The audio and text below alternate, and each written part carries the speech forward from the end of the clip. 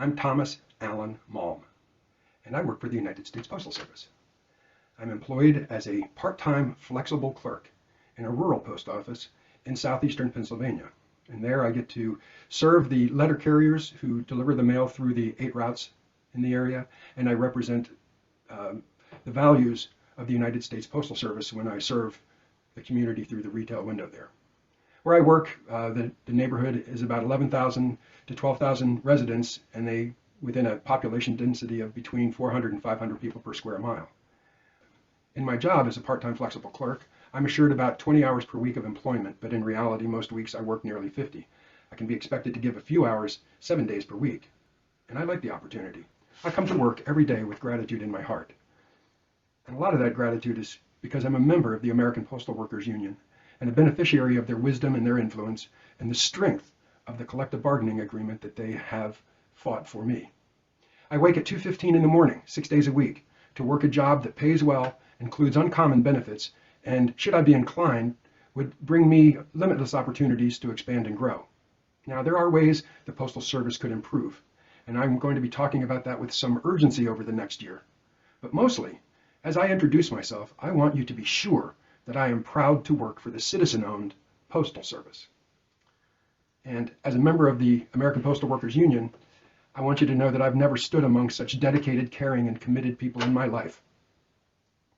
Now, because of my respect for the union to which I belong and the regard for the excellence the Postal Service has traditionally represented, it was with very measured steps over the last year that I prepared to campaign for my union's presidency.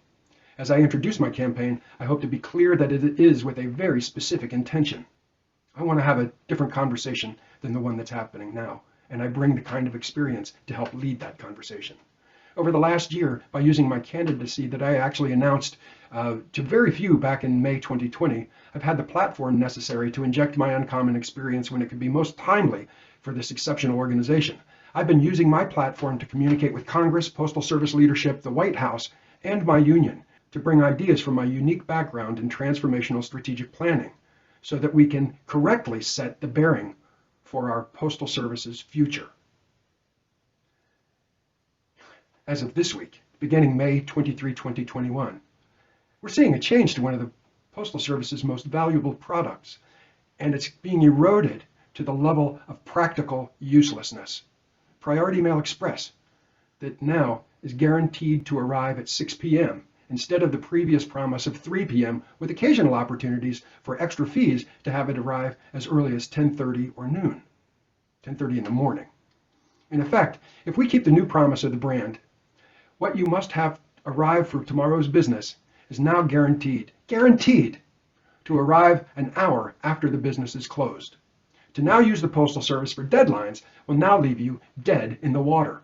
The product's pretty much useless under its new definition, but it still costs $26.35. As customers of the U.S. mail system, you've felt other changes, and you've talked to me about it at the postal window. As employees, whether you're driving the trucks for dispatch, sorting at the distribution facilities, tending customer needs at the retail window, keeping the vehicles and facilities and all the equipment in working order, or delivering the mail to the mailboxes of America, these changes have been literally disorienting. The mantra of the past, simple, convenient, unrelenting, now chokes in our throats.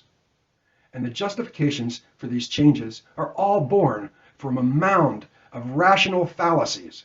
Things like cutting millions in overtime wages and keeping dispatch trucks on a strict schedule or diverting mail from the risks of using air carriers are all based on false premises and a lack of perspective against history and the reasons why they exist as policies. If you're asking the right questions, you're going to see things are covered in the pricing of postal products, and they're done so because they know it's necessary to provide excellent service. And in the context of history, the things that we do that they are believed to be costing money actually save money. And I've explained all of this in a document that I sent to all the major influencers of the Postal Service back in February.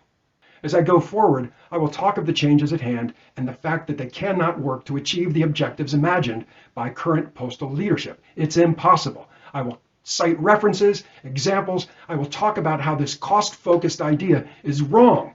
I will also be unrelenting in my continued messaging to the postal system influencers, the Board of Governors, the regulatory commissioners, the key influencers in Congress, and the American people who are the owners of the Postal Service. And along the way, I hope to be making my case to the APWU union locals across America for their endorsement that's necessary to be on the ballot next year. I welcome all support with deep appreciation. I expect there will be a pushback and a bit of fear caused by the ideas I will bring that could seem new, not so linear, and a bit unsettling at first, but not nearly as unsettling as the silliness that we're seeing coming from L'Enfant Plaza today. I welcome the conversations we're going to have. I'm Thomas Allen Malm, and I'm running for the presidency of the American Postal Workers Union, but mostly, I just hope we can talk and forge a new path for a truly stable postal system. Myths, fractured truth, and rational fallacies. $4 billion in overtime is not a problem. It represents at least $2.5 billion annual net gain versus wages paid a decade ago without slowing the mail. A 9% improvement in trucks on time brings no value. It, as policy, does not understand, or value, why trucks wait for your mail. In fact, on-time trucks can create added expense and a dramatic reduction in the value of postage. This hurts Americans. It cripples business. Late trucks are not the cause for late letter carrier hours. Mail volume is the cause.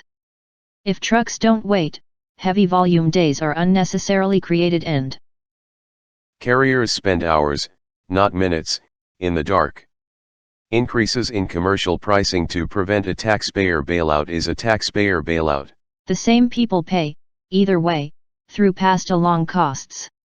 Slowing mail delivery does not create bottom-line improvements. It creates lost topside revenue. The expense to deliver a package for last-mile partners in rural America is less than 15 cents. It cannot add up to $1 to $5 in losses as claimed by some. Fewer delivery days do not bring any value. It creates expense issues for the Postal Service and lost customers from diminished service.